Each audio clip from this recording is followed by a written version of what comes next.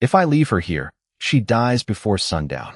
Ethan Cole had never been a man who chased trouble, but trouble had a way of finding him on the open range.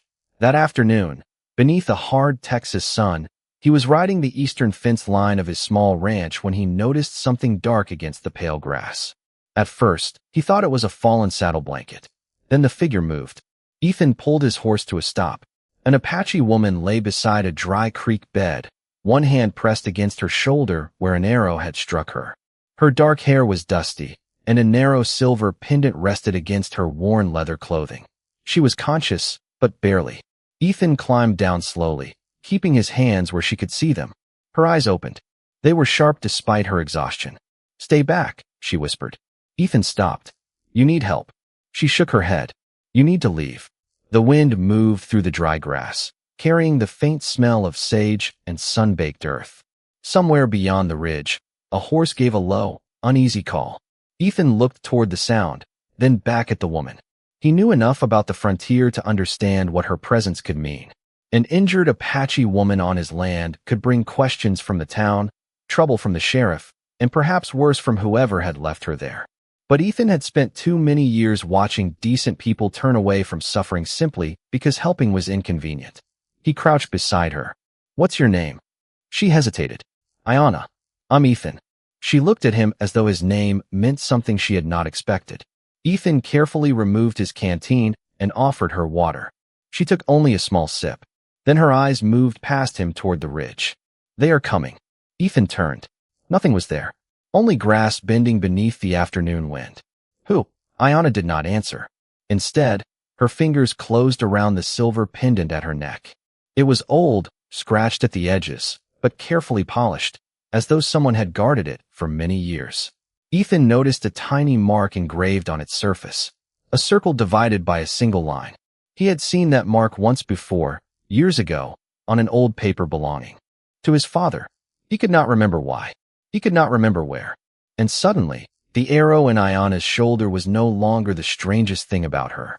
Ethan glanced toward his ranch, nearly 3 miles away. The safest choice would have been to ride home alone and tell himself he had never seen her.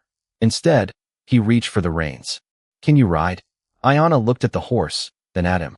"If I have to." Ethan helped her to her feet and steadied her beside the saddle. She weighed almost nothing against the strength leaving her body, and for a moment she closed her eyes. "Ethan," she whispered. "Yes. When they come, they will ask if you saw me." He waited. Her voice dropped almost to nothing.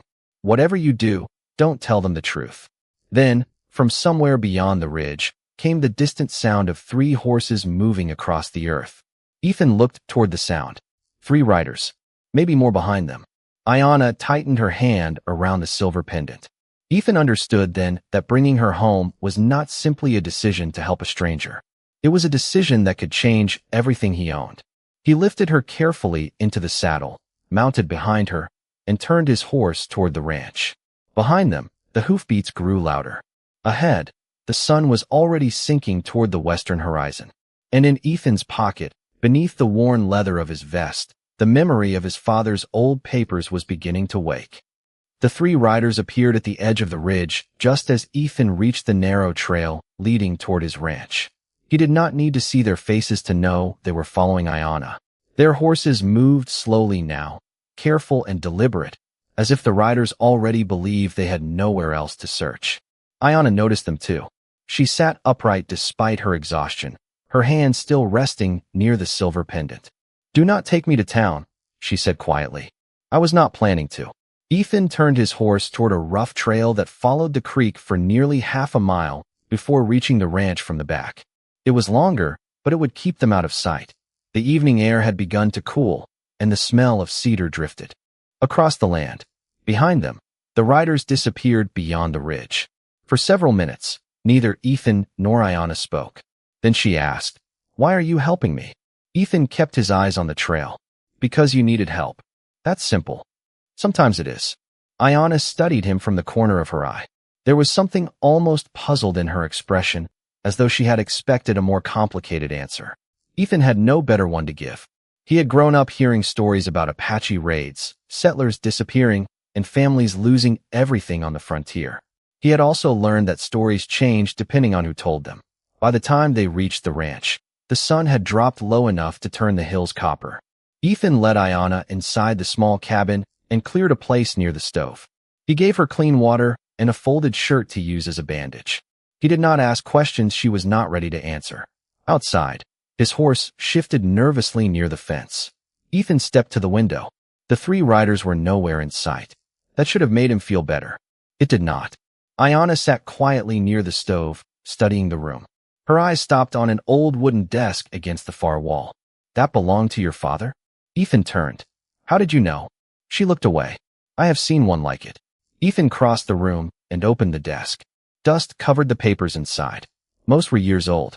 Receipts, land records, letters. Nothing seemed important. Then he remembered the mark on her pendant. He searched beneath the papers until his fingers found a brittle envelope tucked behind a drawer. The same circle and line were drawn faintly on its corner. Ethan stared at it. Where did you get that? Ayanna asked. He did not answer immediately. He opened the envelope and found a single folded sheet. The writing was his father's. Ethan recognized it instantly. The paper contained several names, some familiar, some written in a language he could not read. Near the bottom was a date, 1874, and beside it, one word in his father's handwriting, promise. Ayanna slowly stood. You have that. Ethan looked at her. You know what this is. She nodded. Before she could explain, 3 slow knocks sounded against the front door. Neither of them moved. Another knock followed. Ethan folded the paper and slipped it into his pocket. Then a man's voice came through the wooden door. Mr. Cole, we need to ask you a few questions. Ayanna's eyes met Ethan's. She did not look afraid. She looked certain. They found us. Ethan walked toward the door, every step measured. Outside, the horses shifted in the dirt. He rested one hand on the latch. Then the voice came again. We know the Apache woman is inside. Ethan looked back at Ayanna. The cabin suddenly felt very small. And for the first time that evening, he understood that saving her had never been the dangerous part. The dangerous part was what he had just found in his father's desk. The knock came a 3rd time, slow and patient, as though the men outside already knew how the night would end. Ethan stood beside the door, listening to the horses shifting in the yard. Ayanna remained near the stove, one hand resting against the edge of the table. The firelight caught the silver pendant at her neck. Do not open it, she whispered. Ethan looked at her. If I do not, they will know I am hiding something. They already know. Her voice was calm now. That frightened him more than panic would have. Ethan lifted the latch. 3 men stood on the porch. The oldest wore a dark coat and a silver badge. His name was Sheriff Warren Pike. The other 2 were ranch hands from the Southern Valley, men Ethan recognized but had never trusted. Evening, Ethan, the sheriff said. We are looking for an Apache woman. Ethan leaned against the doorframe. There are plenty of miles of country outside my ranch. Pike gave a polite smile. We heard she came this way. Then you heard wrong. The sheriff's eyes moved past Ethan toward the warm light inside. Mind if we look around? Ethan did not answer. The wind pushed dust across the porch. Somewhere in the darkness, a loose gate creaked. Pike lowered his voice. This woman is wanted in connection with a death near Red Creek. Ayanna heard him. Ethan could tell by the way her shoulders became still. What happened? Ethan asked. A traitor. Was found dead 2 days ago, Pike said. Witnesses say an Apache woman was seen nearby. Ethan studied his face. That is all.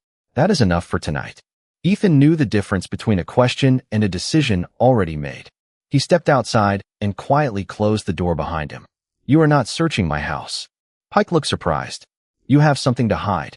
I have a wounded person inside. The sheriff's expression changed. Then you have a problem. Ethan said nothing.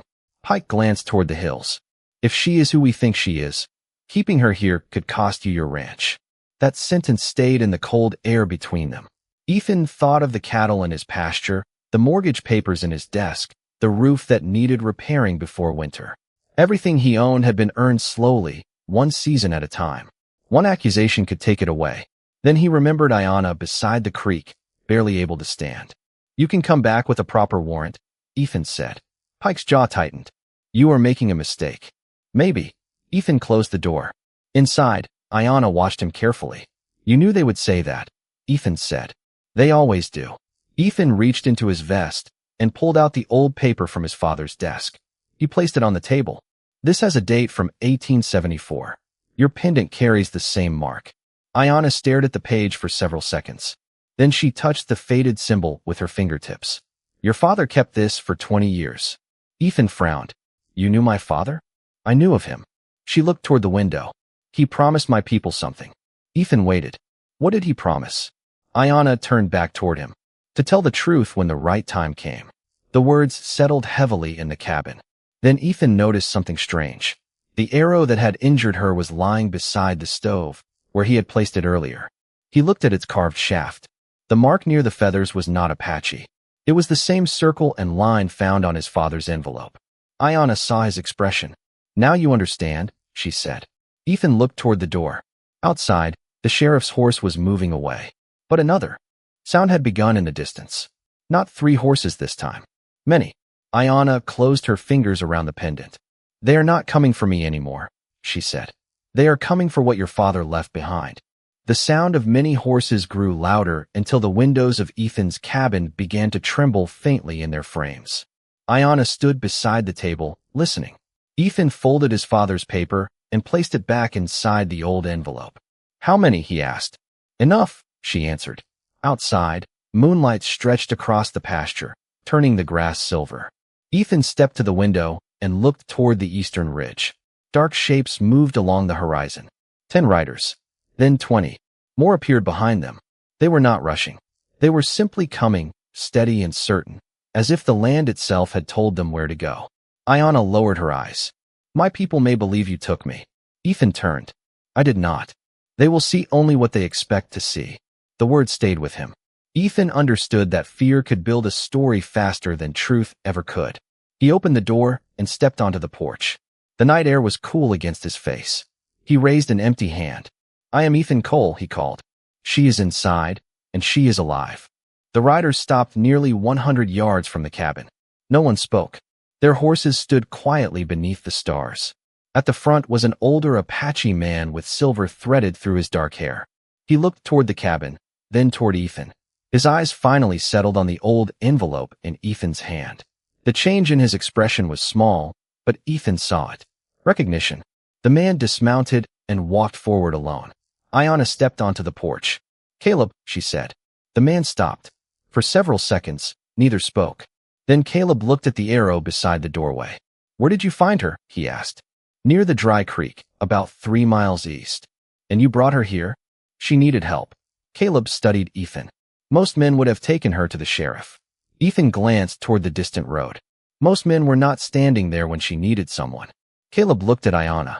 She nodded once. The older man seemed to accept that answer. Then his eyes returned to Ethan's hand. Where did you get that paper? Ethan held it out. Caleb did not take it. He only looked at the faded mark. Your father kept his promise. Ethan felt his chest tighten. What promise? Caleb looked toward the dark hills before answering. 20 years ago, your father and my brother made an agreement. Land, water, families. A future neither side could build alone. Ethan listened. He had heard his father speak of those years only once, and even then, the conversation had ended before it began. What happened? He asked. Caleb's expression became distant. Someone decided there was more profit in division than peace. Ayanna stepped closer. The same people who want that paper now. Ethan looked at the riders beyond the fence. Caleb nodded. They believed the truth was buried with the men who knew it. Ethan glanced down at the envelope. And you came for it? No, Caleb said. We came because your father left it with you. Silence settled over the ranch. Then a faint light appeared far down the road. A lantern. Then another. Ethan recognized the shape of the sheriff's wagon moving toward his property. Caleb turned toward it. They came sooner than I expected. Ethan felt the weight of the paper in his hand. The sheriff was returning, and this time he would not come asking questions. Ayanna looked at Ethan. You can still walk away. Ethan watched the approaching lights. Then he looked at the ranch he had spent his life building. No, he said quietly. Not now. The sheriff's wagon stopped at the edge of Ethan Cole's property just before midnight. Warren Pike stepped down first, carrying a folded document beneath his coat. 2 men followed, while farther back, the Apache riders remained silent beneath the moonlight. Ethan stood on his porch with Caleb and Ayanna behind him. Nobody raised a voice. Nobody needed to. Pike walked toward the cabin. Ethan, this has gone too far. Ethan looked at the paper in his hand. You came back with a warrant? A lawful order to search your property. For what? Pike hesitated. Evidence connected to the Red Creek case. Ethan held his gaze. Then show me the evidence. Pike unfolded the document. Ethan read the names carefully. At the bottom was a signature from a county official he knew. But something was wrong. The date was 2 days before the traitor had died. Ethan looked up. This warrant was prepared before the death. Pike's expression changed. That is not your concern. It is now. The sheriff glanced toward Caleb and the riders beyond the fence. You are protecting people who do not belong here. Caleb said nothing. Ayanna stepped beside Ethan. I belong here tonight because he gave me shelter. Pike looked at her, then back at Ethan. You have one chance to make this easy. Ethan folded the warrant and handed it back. Then bring a proper one. For several seconds, the sheriff simply stared at him. Then he turned toward his wagon. Before he reached it, another rider appeared from the road. This man wore a clean black coat and carried himself with the confidence of someone accustomed to being obeyed. Ethan recognized him immediately. Silas Mercer owned the largest cattle operation in the county and had spent years trying to buy the Eastern Valley. Mercer dismounted and approached with a calm smile. Ethan, he said, I heard you were having trouble. Ethan did not answer. Mercer's eyes moved toward the Apache riders. That is a lot of company for one small ranch. Caleb watched him carefully. Ayanna lowered her gaze. Ethan noticed. You know him? He asked quietly. I know his name, she said. Mercer reached into his coat and produced a folded letter. Your father owed me something. Ethan frowned. My father died 20 years ago. Debts have a long memory. Mercer offered the letter. Ethan took it. The handwriting on the outside was his father's. For a moment, everything around him seemed to become still. He opened it and read only the first line. If you are reading this, then the promise has finally come due. Ethan looked at Ayanna. She already knew what it said. Where did he get that? Ethan asked. Mercer smiled. Your father left several things behind. Land records. Agreements. Names. I am simply trying to keep old mistakes from becoming new problems. Caleb finally spoke. You mean the truth. Mercer's smile disappeared. Truth is whatever survives the court. He turned toward Ethan. Give me the paper, and this ends tonight. Ethan reached into his vest and felt the envelope against his chest. The ranch.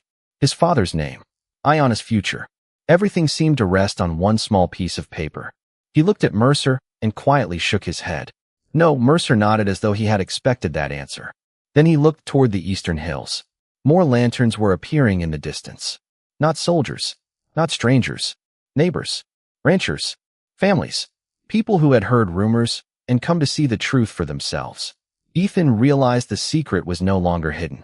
Whatever happened next would not belong to one man, one woman, or one family. It would belong to everyone who had been waiting 20 years to learn what really happened. By sunrise, nearly 30 people stood along Ethan Cole's fence, watching the ranch in silence. Word had traveled quickly through the valley. Some had come because they knew Ethan. Others had come because they knew Silas Mercer. And a few had come because they remembered the names written on the old paper. Ethan stepped down from the porch and faced them. My father left something behind, he said. Something that concerns more than my family. Mercer remained beside the sheriff's wagon, his expression calm. Do not turn an old family matter into a public spectacle. Ethan looked at him. Then you should have let it stay buried. The morning wind moved through the grass. Caleb stood near the fence with the Apache riders behind him, while Ayanna remained beside Ethan. She had grown quieter as more people arrived. Ethan noticed her fingers resting over the silver pendant. What are you waiting for? He asked softly. For them to remember, she said. Remember what? That your father was not alone. Those words changed the morning. An elderly rancher named Thomas Bell stepped forward from the crowd. He had known Ethan's father. Your father came to my place in the winter of 1874, he said. He asked me to keep a record. Ethan stared at him. What record? Bell looked toward Mercer. A list of land transfers. A murmur passed. Through the crowd, Mercer stepped forward. Old men remember old stories differently. Bell shook his head. Not this one. He reached inside his coat and produced a small leather notebook. Ethan recognized the worn corners immediately. His father had owned one just like it. Bell opened the notebook and read several names. Each belonged to families who had lost pieces of land near Red Creek. Some were settlers. Others were Apache families. The pattern became impossible to ignore. Ethan looked at the old paper from his father and then at the notebook. The names matched. Ayanna moved closer. Your father kept the original agreement, she said. My people kept the witness record. Ethan finally understood why both sides had been searching for the same truth. Neither document was complete by itself. Together, they told the whole story. Mercer looked toward the crowd. This proves nothing. Then Caleb stepped forward. He reached beneath his coat and removed a small wooden box. Inside was an old photograph, its edges softened by time. Ethan took it carefully. His father stood beside an Apache elder beside a creek, both men looking toward the same stretch of land. On the back was a handwritten sentence. The water belongs to every family who depends on it. Ethan felt something inside him settle. His father's silence had never been about shame. It had been about protecting an agreement that powerful men wanted forgotten. Sheriff Pike looked at the documents, then at Mercer. You knew about this. Mercer did not answer. Pike turned toward the crowd. We need the county clerk. He is already on his way, Thomas Bell said. Ethan looked down the road. A small wagon was approaching through the morning dust. Ayanna watched it carefully. That is the last piece, she whispered.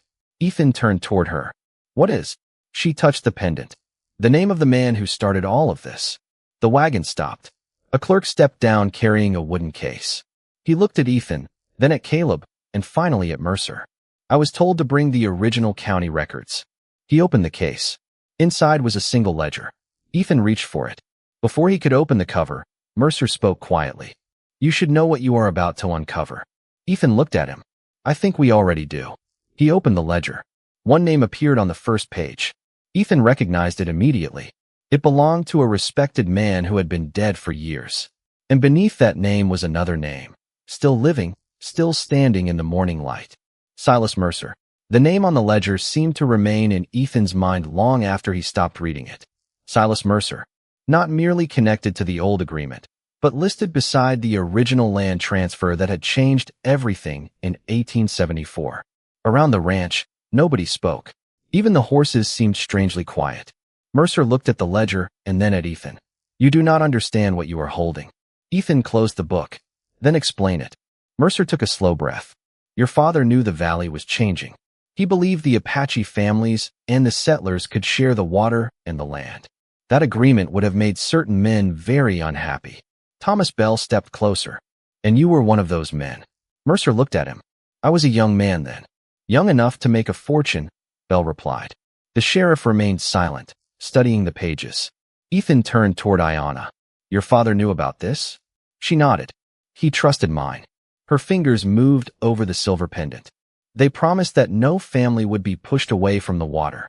Ethan looked at the old photograph again. His father and the Apache elder stood beside the creek, separated by nothing except the width of a few feet. They looked less like enemies than two men who had finally found a reason to stop being strangers. Then why did everything fall apart? Ethan asked. Ayanna looked toward the eastern hills. Because someone convinced both sides that the other had broken the promise. Caleb added quietly. Fear did the rest. The words settled over the gathering. Ethan understood then. There had never needed to be a war between the communities. Someone had simply needed them to believe one was coming. Mercer looked toward the road. You are all making assumptions based on papers written 20 years ago. The county clerk shook his head. Not assumptions. He opened the ledger to another page. These are payment records. Ethan leaned closer. Names appeared beside dates and amounts. Landowners had been paid to surrender claims they had never legally lost. Some payments had come from Mercer's company. Others had been made through intermediaries. The pattern was clear. Mercer had built his fortune by quietly acquiring land that was supposed to remain protected under the old agreement. Ethan looked at him. My father knew. Mercer nodded. He found out too late. And what happened to him? The question came softly.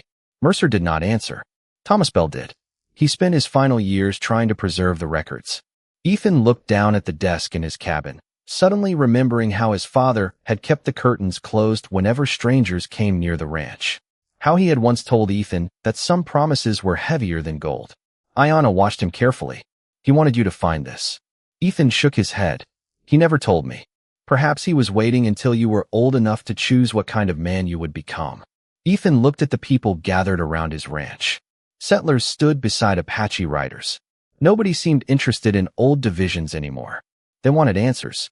Sheriff Pike finally stepped toward Mercer. "You will come with me to the county office." Mercer looked at Ethan. "You think this ends with paperwork?" Ethan said nothing. "If those records become public," Mercer continued, "your ranch will be questioned too. Your father's agreements could affect your title." Ethan understood the warning. Even if the truth cleared his father, it might place Ethan's own land in doubt. He looked toward the cabin, toward the fields he had worked since boyhood. Then he looked at Ayanna. She did not ask him to sacrifice anything. She simply waited. Ethan handed the ledger to the sheriff. "Then let the records decide." For the first time, Mercer had no answer. And as the morning sun climbed over the valley, Ethan realized the hardest part was no longer uncovering the truth. It was deciding what he was willing to lose so that everyone else could finally live with it. By late afternoon, the valley had changed. What began as a quiet gathering at Ethan Cole's ranch had become a meeting no one could easily walk away from. The county clerk had taken the ledger into his keeping. Sheriff Warren Pike had agreed to bring the records before the county court, and Silas Mercer stood beneath the old cottonwood with no answer left that could make the papers disappear. But Ethan knew the matter was not finished. Mercer looked toward the ranch house. "You still do not understand what those records mean for you." Ethan remained silent. "If the old agreement is restored," Mercer continued, "some of the land your father claimed may return to the families who held it before." Ethan looked across his pasture. The fence lines, the barn, the water trough, the weathered cabin. Every piece of it carried a memory. He had spent his entire adult life believing the ranch was the one thing his father had managed to leave him. Now even that belief had become uncertain. Ayanna stood several feet away, listening without interrupting. Caleb watched Ethan with the patience of a man who had learned that important choices needed room to breathe. Ethan finally turned to the sheriff. "Take the records." Pike nodded. "And what about the ranch?" Ethan looked at the ground for a moment. "Let the court decide." Mercer gave a quiet laugh. "You would risk everything for people you barely know?" Ethan looked at him. "You are still asking the wrong question." Mercer frowned. "What question should I ask?" Ethan's voice remained calm. "What kind of man keeps land he knows was taken unfairly?" Nobody answered. The wind moved through the cottonwood leaves. One of the settlers lowered his eyes. Then Thomas Bell stepped forward. "There is something else." He reached into his coat and brought out another envelope. "Your father gave this to me the winter before he died." Ethan stared at it. "Why did you wait 20 years?" Bell looked toward Ayanna. "Because your father asked me to wait until someone from her family returned." Ayanna's expression changed. Ethan opened the envelope. Inside was a short letter written in his father's familiar hand. He read it slowly. It said that the land was never meant to be owned at the cost of another family's future. Ethan read the final sentence twice. "If my son ever finds this, tell him that keeping a promise is worth more than keeping a fence." Ethan lowered the paper. For a long moment, he could hear nothing but the wind. Then Ayanna stepped closer. "Your father believed you would understand." Ethan looked at her. "He should have told me." "Perhaps he was afraid you would not." Ethan gave a faint smile. "He did not know me very well." It was the first time Ayanna smiled too. The tension around the ranch began to loosen. Even Sheriff Pike seemed less guarded. But then a rider came quickly from the county road and stopped near the fence. It was the county clerk. He looked concerned. "There is a problem," he said. Ethan walked toward him. "What kind?" The clerk held out a second document. "The original water agreement is missing from the county archive." Ethan looked at Caleb. Caleb's expression hardened with concern. "Then someone removed it recently." The clerk nodded. "And there is only one person who had access to the archive this morning." Everyone turned toward Mercer. But Mercer was already walking toward his horse. Ethan did not move to stop him. He simply called out, "Silas." Mercer paused. Ethan held up his father's letter. "You can leave this ranch." Mercer looked back. "But you cannot leave the truth behind." For several seconds, neither man spoke. Then Mercer slowly stepped away from his horse. He looked at the gathering of settlers and Apache families surrounding the ranch. The secret he had protected for 20 years was no longer his to control. He reached inside his coat and removed a folded document. "You are looking for this," he said. Ethan recognized the seal immediately. The missing agreement had been in Mercer's possession all along. For 20 years, the truth had been folded inside a single piece of paper, carried from one man's hands to another, waiting for someone willing to stop protecting the past. Silas Mercer stood beneath the cottonwood with the missing agreement held between his fingers. Ethan Cole did not reach for it immediately. "Why keep it?" he asked. Mercer looked older than he had an hour before. Because once it was gone, everyone remembered the story differently. Caleb stepped forward. "And you believe that was safer?" Mercer nodded. "I believe people would forgive a lie more easily than they would forgive losing land." Ethan finally took the document. The old seal was faded, but the signatures remained clear. His father's name stood beside the name of Caleb's brother. Beneath them were the names of families, both Apache and settler, who had agreed to share the valley's water and protect each other's claims. Ethan read every line. Then he handed it to the county clerk. "Make copies," he said. "Give one to every family named here." The clerk looked surprised. "Even the Apache families?" Ethan glanced toward Ayanna. "Especially them." Ayanna lowered her eyes for a moment. Caleb watched Ethan carefully, then gave a single nod. By sunset, the mood around the ranch had changed. The settlers who had arrived expecting a dispute were now talking quietly with the Apache families. Old boundaries were being discussed. Water rights were being measured. Names were being remembered. Nobody celebrated. There was too much history for celebration. But something had shifted. Ethan returned to his cabin and stood beside the old desk where his father had hidden the papers. Ayanna entered quietly. "You gave away part of your land," she said. Ethan looked through the window toward the creek. "If it was never truly mine, I did not give it away." She stood beside him. For a while, neither spoke. The evening light stretched across the pasture, turning the grass gold. Ayanna touched the silver pendant at her neck.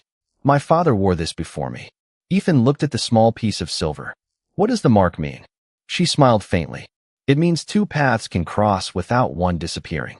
Ethan considered that. Outside, Caleb was speaking with Thomas Bell near the fence. The sheriff was preparing to take Mercer to the county office, but there was no crowd following them and no need for spectacle. The truth had done what threats never could. It had made silence impossible. 3 months later, the county court recognized the old agreement. Several families received back access to the water and land promised to them. Ethan kept his ranch, though part of the eastern pasture became shared ground. He did not complain. On the first morning of spring, Ayanna returned to the ranch. This time, she arrived alone. Ethan found her near the creek where he had first discovered her months before. The water moved quietly between the stones. She held out the silver pendant. "This belongs with you now." Ethan shook his head. "No, it belongs to your family." Ayanna smiled. "Then keep it until I return." Ethan looked at her. "You are leaving?" "For a while." She turned toward the distant hills. "There are still people who need to hear the truth." Ethan understood. Some debts were paid with money. Others were paid by remembering. He handed the pendant back to her. "Then come back when you are ready." Ayanna closed her fingers around it. "I will." She walked toward the waiting trail as the morning sun rose over the valley. Ethan remained beside the creek, watching until she disappeared beyond the ridge. Years later, people would remember the agreement, the ranch, and the names that had nearly been forgotten. But Ethan remembered something simpler. One afternoon, he had found a wounded stranger and decided she was worth helping. He had risked his ranch, his reputation, and everything he thought he understood. In the end, he did not lose what mattered. He learned that justice did not always arrive with a courtroom, a badge, or a gun.